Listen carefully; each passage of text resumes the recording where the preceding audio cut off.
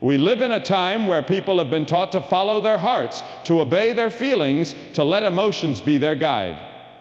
If it feels right, do it, they say. If it makes you happy, go after it. But I want to ask you something. What happens when your emotions deceive you?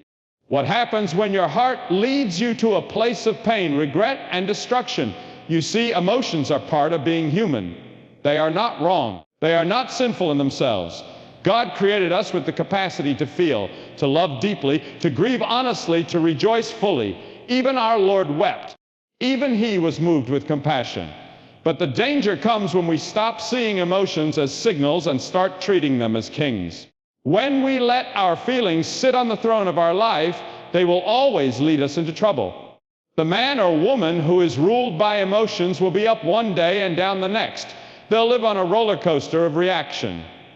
Angry in the morning, pitch the chief, discouraged by noon and offended by night. They'll make promises they can't keep, say words they can't take back, and make decisions they'll later regret, all because they allowed emotion to lead instead of wisdom. Just was the chief. Just because a feeling is loud doesn't mean it's right. Just because a thought enters your mind doesn't mean you have to act on it. And just because your blood boils doesn't mean you're justified in exploding. Friends, this is where the power of not reacting comes in. This is where self-control becomes a shield and silence becomes a weapon. You do not have to act on every feeling you have. You do as the chief. You not have to answer every insult or prove every point. You are not a slave to how you feel. There are people who walk away from jobs, from marriages, from friendships, simply because their emotions were running the show. They felt unheard. They felt disrespected. They felt angry. And instead of stopping to examine their emotions, whether they were grounded in truth or distorted by pride, they let the feeling take the wheel. And now they live with the consequences of a decision made in the heat of a moment. But let me tell you something. Maturity is learning to pause. Maturity is learning to sit with a feeling and ask, is this true? Is this wise? Is this worthy of a response? Maturity is not denying your emotions, it is discerning them. It is saying, this feeling may be real, but it does not have the final say. The truth is, you can have strong emotions and still make a wise decision. You can feel angry and still choose to be kind. You can feel fear and still move forward in courage. Emotions can be excellent messengers, but they are terrible masters. They can reveal what's going on inside, but they cannot lead you where you need to go. If you let your emotions rule, they will eventually ruin. They will blind you to reason, to grace, and to the bigger picture of what God might be doing through your restraint. In this modern world of noise and instant reaction, silence has been mistaken for weakness. We are told to speak up, clap back, defend ourselves at every turn, and make sure no one gets the last word over us. The world glorifies loudness. It praises the quick tongue and the witty insult. But there is a strength in silence that this noisy world cannot understand. And there is a power in stillness that many will never experience because they've never learned how to hold their tongue. Silence is not surrender. Silence is not defeat. In fact, silence is often the greatest proof of your inner strength. Anyone can shout. Anyone can react. It takes no discipline to lash out in anger. It takes no wisdom to match insult with insult. But it takes strength to pause. It takes courage to remain quiet when everything in you wants to speak. It takes maturity to walk away when pride wants to win the argument. We are living in a time when people confuse volume with victory. They believe if they speak the loudest, they've won. But the wisest man or woman in the room is often the one who says the least. Not because they are afraid, but because they know that reacting in anger only feeds the fire. They understand that silence is not about running from conflict. It's about not being controlled by it.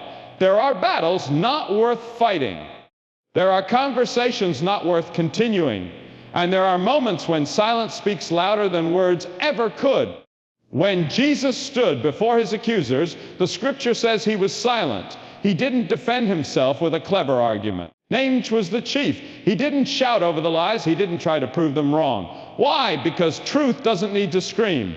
Because strength doesn't need to prove itself. In silence, you give yourself the space to hear what others cannot. You hear wisdom. You hear clarity. you hear was the chief, small voice that reminds you of you don't have to react, you don't have to retaliate, you don't have to fall into the trap of emotional warfare. Every time you hold your peace, you're declaring that your identity is not tied to someone else's words. You're declaring that your soul is not governed by chaos.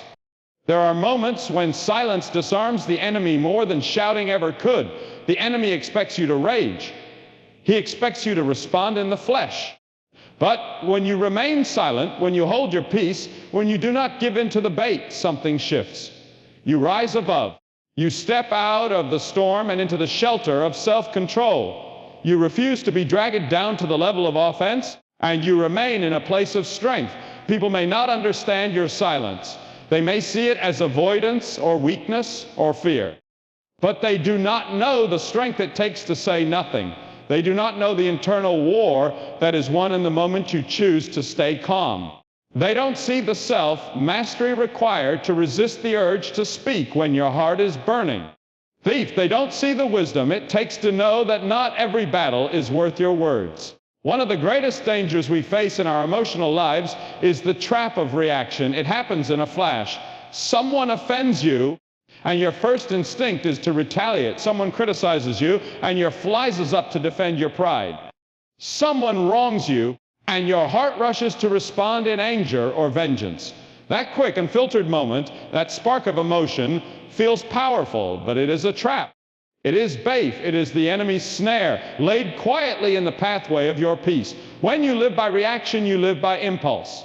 You become, was the chief, a puppet of your surroundings, dancing to the tune of whoever angers you, whoever annoys you, whoever presses your buttons. You forfeit your authority and hand over your peace to people who neither earned it nor deserve it. That is the bondage of reaction. It convinces you that you are strong because you fought back, when in reality, you were simply provoked into surrendering control. The trap of reaction is subtle because it appeals to your pride. It whispers that silence is weakness and that not answering back is cowardice. It tells you that you must respond immediately or else you've lost. Which was the chief, but the truth is the opposite. The most powerful person in the room is not the one who reacts in rage, but the one who has the wisdom to respond with purpose. There is a difference between reacting from emotion and responding from conviction. Reaction is automatic. Response is deliberate. Reaction comes from the flesh. Response flows from wisdom. Reaction is about the moment. Response is about the outcome. Reaction often escalates a problem. Response has the power to dissolve it. That is why the ability to pause, to breathe, to gather your thoughts before you act is not just emotional intelligence. It is spiritual strength. Too many homes have been broken because of reactions. Too many friendships have been shattered because of words spoken in anger. Too many decisions have been made in haste and regret has followed for years, all because someone didn't pause. Someone didn't pray. Someone didn't take one moment to ask, is this reaction worth the price I'm about to pay? You may not be able to control what others say or do, the chief, but you are fully responsible for how you respond. You are not helpless. You are not at the mercy of your emotions. You have the power, through self-discipline and wisdom, to rise above the chaos and choose a better path. And that path is not paved with instant reactions, but with thoughtful responses. Not every offense deserves your energy. Not every insult requires a rebuttal. Not every wound must be avenged. Response is a choice, and every time you choose it, you reclaim your power. You take back what the enemy wants to steal: your peace, your testimony, your influence. When you respond instead of react, you make room for clarity. You give space for God to work. You open the door to reconciliation, or you close the door to conflict, but either way, you do it in strength and not in weakness. There is a kind of power this world celebrates, a power that's loud, visible, intimidating. It's the power of dominance, the power to control others, the power to win arguments, to be heard, to be feared. But there is another kind of power, one the world often overlooks because it does not scream or demand attention. It is quiet, it is calm, it does not seek the spotlight. Yet it is unshakable. That is the power of inner peace. True power is not found in how loudly you speak or how quickly you respond, but in how deeply you are anchored. A person at peace within cannot be rattled by the chaos around them. You can throw insults at them, you can provoke them, you can accuse them, and still they will not be moved. Because their strength does not come from their surroundings, it comes from within. When a man or woman walks in inner peace, they become immune to the storms that rage around them. Their identity is not based on other people's opinions. Their joy is not tied to their circumstances. Their worth is not shaken by conflict. That kind of peace is not weakness. It is not passivity. It is power. Was the chief. It is the power to stand firm when everything in the world tells you to react. It is the power to stay grounded when others lose control. It is the power to choose calm when the easy choice would be chaos. Peace is not found in the absence of conflict. It is found in the presence of control. Control not over others, but over yourself. It is one of the fruits of the Spirit, self-control, and it grows in the soil of peace. The person who is ruled by peace does not need to prove anything to anyone. They don't need to fight every battle or win every debate. They understand that stillness is not silence and peace is not passivity. It is power under control. Some people believe they are powerful because they can intimidate or manipulate. But true power is the ability to remain unmoved when provoked. It is the ability to walk away from offense without bitterness. It is the strength to forgive even when you've been wounded. Inner peace is the fortress of the soul, the quiet strength that carries you when your flesh wants to crumble, when your ego wants to fight back, when your emotions beg for vengeance. There are battles that look impressive but lead to destruction. There are victories that come at the cost of your integrity, your rest, your sanity. But the person who walks in peace chooses their battles carefully. They know the cost of reaction. They understand the weight of unnecessary conflict, and so they choose a higher road, not out of fear, but out of wisdom. When your peace is intact, your perspective is clear. You're not distracted by every offense. You're not caught up in proving your value. You're not driven by fear or pride or insecurity. You are grounded, you are still. And in that stillness is where power lies. Not the kind that controls others, but the kind that governs yourself, the kind that listens before speaking, the kind that waits when others rush, the kind that says, I will not let the world around me dictate the world within me. Many people want change to happen in an instant. They want peace without the process. They want control over their emotions without ever confronting the habits that have ruled them for years. But true mastery, lasting, meaningful mastery over emotion, is not achieved in one decision, one day, or one moment of self-discipline. It is a journey.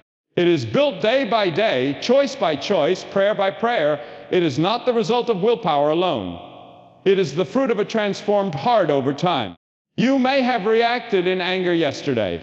You may have let your emotions run ahead of your judgment last week.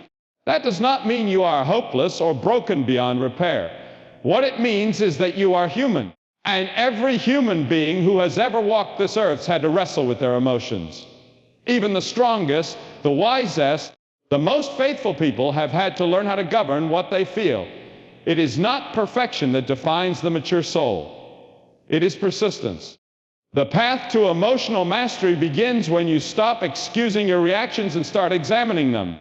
When you stop saying, that's just how I am, and begin asking, is this how I meant to be? The world will tell you that your feelings are your truth. But feelings are not always rooted in reality. They can be shaped by pain, by fear, by memory, by trauma, even by pride. To master them, you must first be willing to face them, to acknowledge them without letting them rule you. Growth does not happen by accident. Just like a tree does not grow strong in a day, your character is shaped through time, through testing, and through your response to those tests. The person who seems calm under pressure, the one who doesn't lash out in conflict, the one who speaks gently even when provoked, that person did wake up one morning with a peaceful spirit. Was the chief. They walked through fire and learned not to be consumed. They felt the weight of their emotions and learned how to surrender them instead of act on them. Was this journey requires humility. You will have days where you fail. You will have moments when you speak too quickly, when anger rises, when fear grips you, when the old patterns show up uninvited. But if you keep walking, if you keep learning, if you keep inviting wisdom and grace into your daily choices, you will grow stronger. What used to provoke you won't move you the same way. What once triggered a reaction will begin to meet a calm resolve. What used to bring panic will now bring prayer. Emotional mastery is not about shutting down your feelings. It is not about pretending to be unaffected. It is about learning to lead your emotions rather than be led by them.